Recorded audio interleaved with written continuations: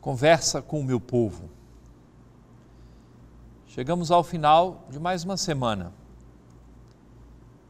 A igreja continua o seu caminho neste tempo do Advento, início de um novo ano litúrgico, clima de preparação para o Natal, clima de final de ano.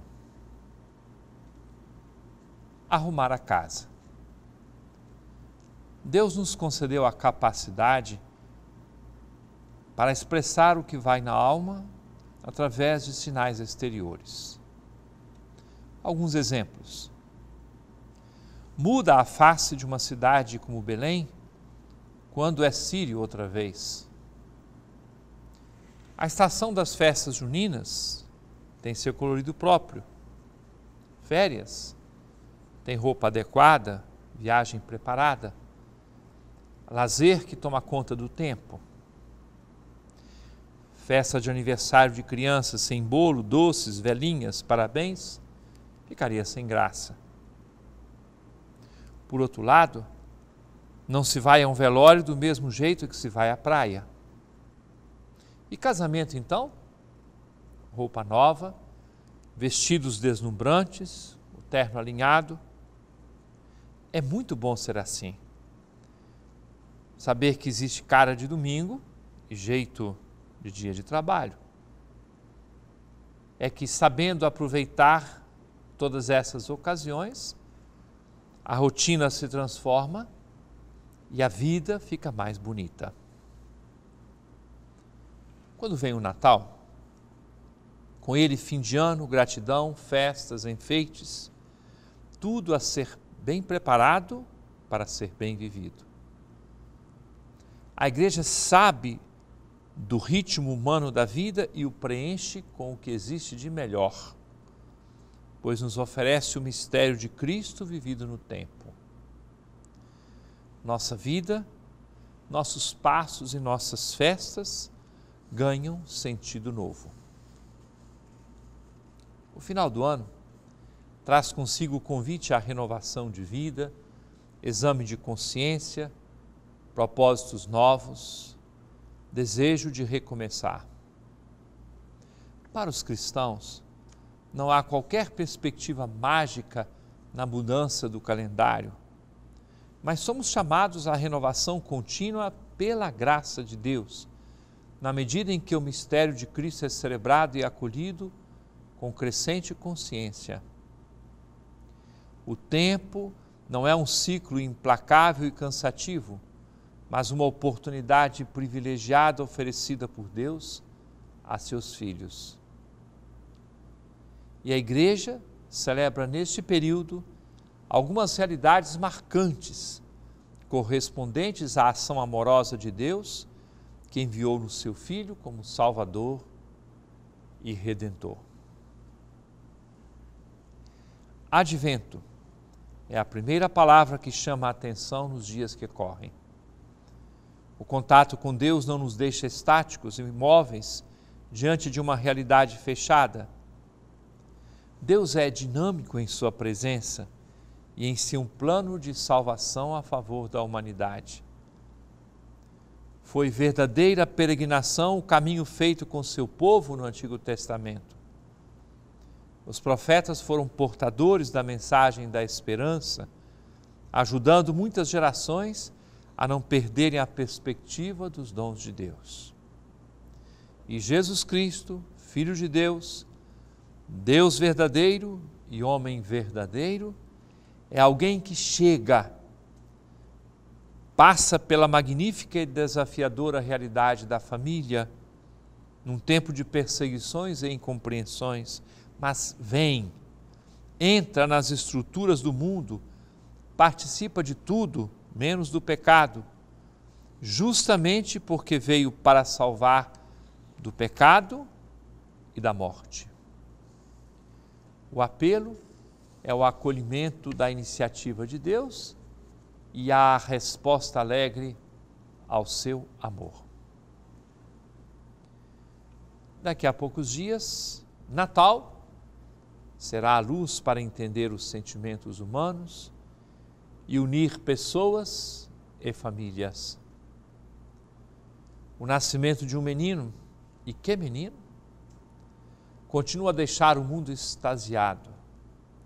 O mistério da vida, dom de Deus, permanecerá como farol que ilumina as gerações. Os cristãos se agarrem a esta realidade, tomem posse da bandeira do Natal, o Natal de Cristo. Com Cristo e com o seu Natal, apostem na vida e defendam a vida.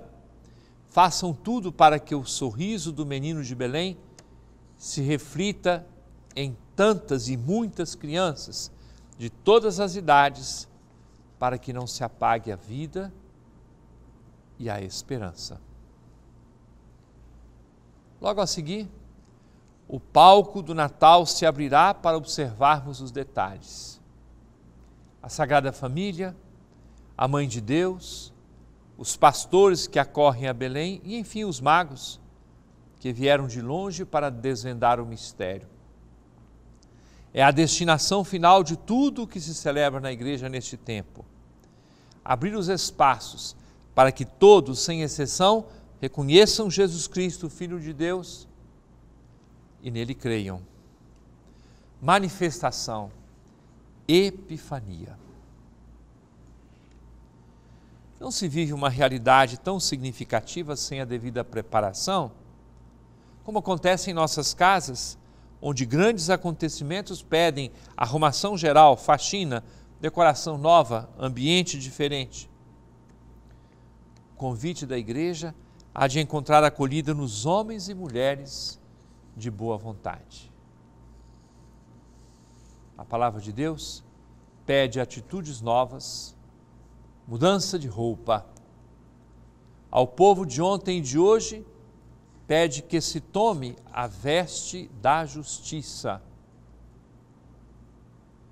E na Bíblia, justiça e fidelidade a Deus se abraçam. A glória da cidade só pode vir de Deus. Nossa sociedade é chamada a se abrir a Deus e à verdade. A secura do deserto, um deserto na cidade, só pode ser superada com a abertura dos corações ao Evangelho de Cristo. Nossa sociedade, com o argumento de uma laicidade levada ao extremo, tem contribuído para que as pessoas separem fé e vida. O resultado é que ficam sem fé e sem vida digna. Arrumar a casa do mundo é buscar um equilíbrio entre os diversos setores da sociedade, para que dois nomes se aproximem e nós também sejamos com eles chamados os dois nomes: paz da justiça, glória do culto a Deus. É uma palavra do capítulo 5 do profeta Baruque, proclamada neste segundo domingo do Advento que celebramos amanhã. É que Deus já mandou cortar todo o morro elevado, toda a serra antiga, para aterrar os lugares mais fundos e aplainar o chão, a fim de que Israel possa passar com segurança sob a glória de Deus. Por ordem de Deus, todas as árvores e plantas de cheiro hão de fazer sombra para Israel. Assim é que, festivamente, Deus há de conduzir Israel para a luz da sua glória, por força da justiça e da misericórdia que dele vem. Quando veio João Batista, precursor do Salvador do mundo, sua voz ecoou, pregando a arrumação da casa e do mundo e a casa dos corações. Sua palavra pediu conversão, correção de rota.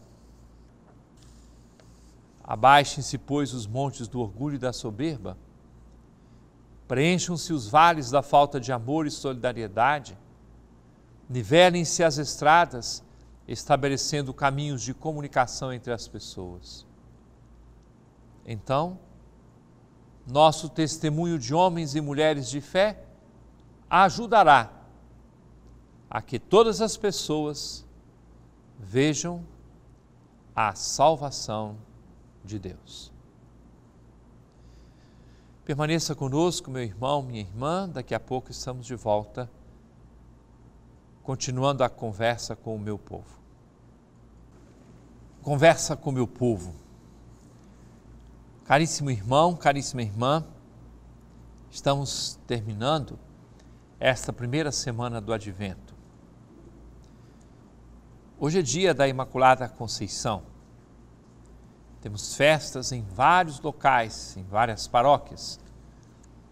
Eu mesmo celebro a Santa Missa de manhã cedinho, na paróquia de Nossa Senhora da Conceição, na Cidade Velha, com o padre Davi Laredo, com o vigário paroquial Padre Adalberto e com todo o bom povo dessa paróquia Nossa Senhora da Conceição. Às 11 horas celebra a Santa Missa na paróquia de Nossa Senhora da Conceição de Benfica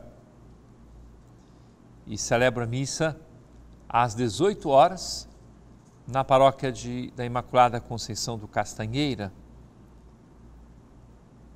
São oportunidades que Deus nos dá para fazer festa e é bom recordar que hoje é dia santo de guarda, é dia de missa, como nos domingos.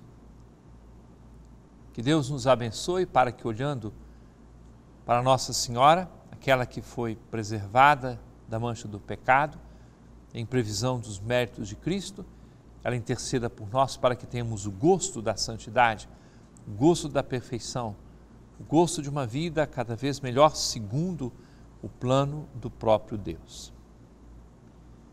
E as perguntas que nos chegam, são várias perguntas que nos foram mandadas por escrito, por e-mail. A primeira é de Carleni Cardoso e diz assim: no batismo recebemos o Espírito Santo.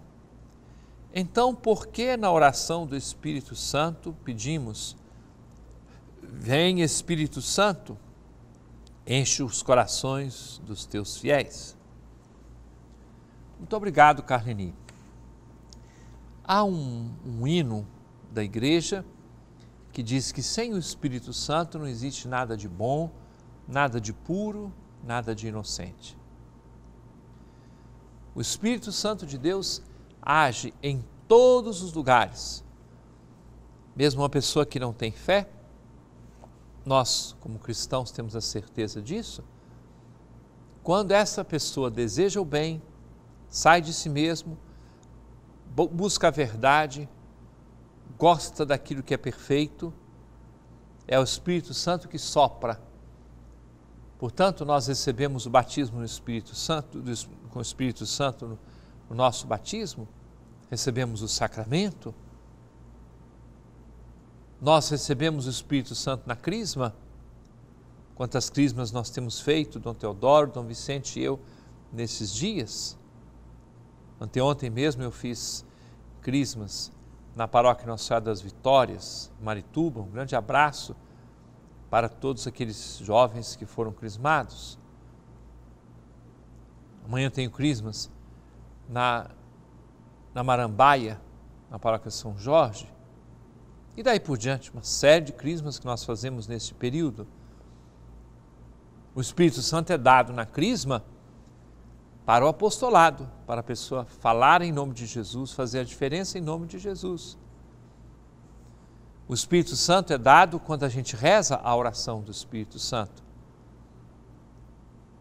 Quando nós atualizamos o nosso batismo, até se chama de batismo no Espírito Santo, a efusão do Espírito, que faz com que tudo aquilo que você já recebeu no batismo venha à tona. Por exemplo, quando alguém tem uma grande iniciativa de serviço ao próximo, é o Espírito Santo que está agindo. Portanto, nós não podemos engaiolar, prender o Espírito Santo. Ele age em quem é batizado, ele age em quem é crismado, age numa pessoa que procura fazer o bem, sempre o Espírito Santo está agindo. Quando alguém se casa, recebe uma graça especial, portanto, a ação do Espírito Santo para viver o casamento. Eu não recebi essa graça para o casamento, mas para viver o sacramento da ordem, o diácono, o sacerdote, o bispo, e daí por diante. cada serviço na igreja, cada ministério tem a presença e a ação do Espírito Santo que age sempre na igreja. É assim que a nossa igreja acredita nesta ação do Espírito Santo. Segunda pergunta, Maria do Rosário Gonçalves, da Paróquia Cristo Rei. Uma pergunta muito simpática. Gosto muito de sua pessoa, mas sinto quanto o senhor tem que viajar, ficar ausente de nossa arquidiocese e de seus programas de rádio e TV. Queria saber se o senhor tem mesmo que viajar muito ou pode mandar outra pessoa para representá-lo. Muito obrigado, Maria do Rosário. É uma pergunta cheia de muita delicadeza. O bispo é responsável por uma igreja. Eu sou arcebispo de Belém. Se fosse dizer assim, o meu gosto, alguém diz assim, o senhor gosta de viajar, não quero estar na minha pele. Quando viajo, é justamente por causa das necessidades. Recentemente eu passei uma semana em Roma. E essa viagem a Roma foi por causa de interesse da própria arquidiocese. Na próxima semana tem 2 dias em Brasília, porque faço parte da comissão de bispos, que é responsável pela nova tradução do missal, traduzindo a nova edição em latim, para que daqui a algum tempo saia uma nova tradução para o português. Tenho a responsabilidade de ser o assistente nacional em nome da CNBB para a Renovação Carismática Católica. Em nome do Conselho dos Leigos em Roma, eu devo dar assistência às comunidades novas. E recentemente, como vocês sabem, fui nomeado para o Pontifício Conselho Cor Unum, que é o Conselho da Caridade. Portanto, o bispo ele é responsável pela diocese, mas unido aos outros bispos e unido ao Papa, ele tem também uma responsabilidade pela igreja toda. E assim vários dos nossos bispos, Dom Teodoro está ligado à Comissão de Ecumenismo da CNBB, Dom Vicente, mesmo como bispo emérito, tem feito retiros para todas as partes. Dom Flávio, que até agora é de Abaetetuba e tomará posse em Santarém, ele é o presidente da Caritas no Brasil inteiro. E assim por diante, nós, os bispos, temos que assumir responsabilidade. Dom Erwin, do Xingu, é o presidente do Conselho Indigenista Missionário. Graças a Deus que nós somos bispos aqui na Amazônia, nas nossas dioceses, mas Deus nos dá também essa graça de uma visão ampla para ajudar as nossas igrejas e para que as nossas igrejas ajudem a igreja no Brasil inteiro. Portanto, agradeço a delicadeza da sua pergunta, porque ela me possibilita também de dar algumas explicações. Quando a gente viaja, eu conheço muitos países do mundo. Mas se eu perguntar assim, quantas vezes viajei por turismo? Não me lembro de alguma vez que eu tenha viajado por turismo. As viagens sempre são por causa dos interesses da própria igreja e do serviço. E aí eu tenho que me virar para equilibrar a presença. Conto com a ajuda de muitas pessoas que podem me substituir em várias circunstâncias. Portanto, a gente tem que aprender a administrar bem o tempo. E por isso eu conto, Maria do Rosário, com a oração de todo o povo de Deus e com a participação que se expressa, por exemplo, nessa pergunta que foi feita. Marcos Vaz, da Paróquia da Imaculada Conceição. Diz ele, Belém, Casa do Pão. Um projeto muito bonito, de dar alegria às famílias pelo Natal. Mas o senhor não acha que devemos também dar formação profissional para essas famílias e assim elas consigam comprar essas cestas? Dar o peixe e não ensinar a pescar parece projeto de político. Obrigado, Marcos. Sua pergunta é muito inteligente e positivamente provocativa. É o 3º ano que fazemos este trabalho, Belém, Casa do Pão. Uma das recomendações que fazemos às paróquias é que se faça um levantamento com os dados das pessoas que recebem esta ajuda. Já houve situações de pessoas ajudadas na campanha anterior e que depois a própria paróquia, ou os vicentinos, ou o núcleo da Caritas, ou as obras sociais da paróquia ajudaram a pessoa a encontrar um emprego.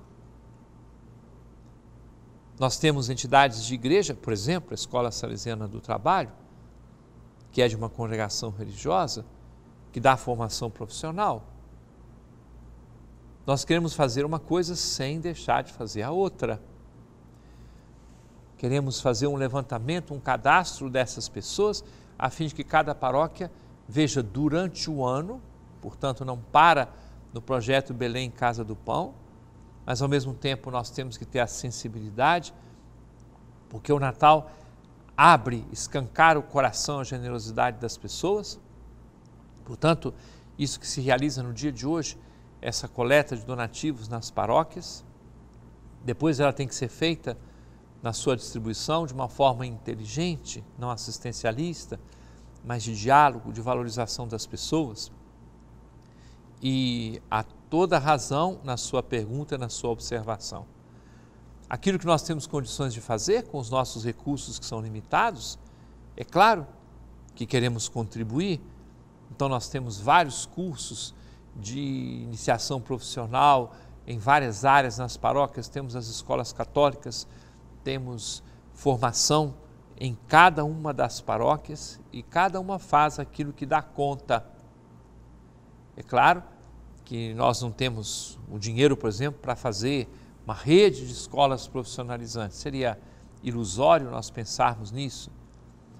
Mas mantemos um clima de diálogo também com os responsáveis pelo governo, pela educação, para estimular e trabalhar para que existam essas instituições de formação profissional. Muito obrigado, Marcos, pela sua observação. Espero encontrá-lo hoje na Paróquia da Imaculada Conceição da Castanheira. Maria do Rosário Gonçalves, também da Paróquia Cristo Rei. O que é o ano da fé? Bento XVI, lembrando os 50 anos do Concílio Vaticano II, os 20 anos da publicação do Catecismo da Igreja Católica, teve uma ideia, a meu ver, luminosa, de dedicar este ano, começando no dia 11 de outubro de 2012 até a festa de Cristo Rei do ano de 2013, para que os cristãos aprofundem a própria fé, a realidade da fé, o conteúdo da própria fé. Então é um tempo de formação, um tempo especial que, a meu ver, é uma graça grande que Deus nos concede por convocação do Papa. Este é o sentido do ano da fé. É para intensificar, para conhecer mais o credo, para testemunhar mais a própria fé, para ajudar as pessoas a se aproximarem de nosso Senhor Jesus Cristo. Desejo a todos um bom final de semana, com a graça de Deus, que acompanha cada um de nós. Desejo que os encontros que nós, bispos, temos nas diversas paróquias neste final de semana, tudo isso seja também muito proveitoso para o nosso crescimento de vida cristã em todas as nossas realidades de igreja. Abençoe-vos o Deus Todo-Poderoso, Pai, Filho e Espírito Santo. Amém.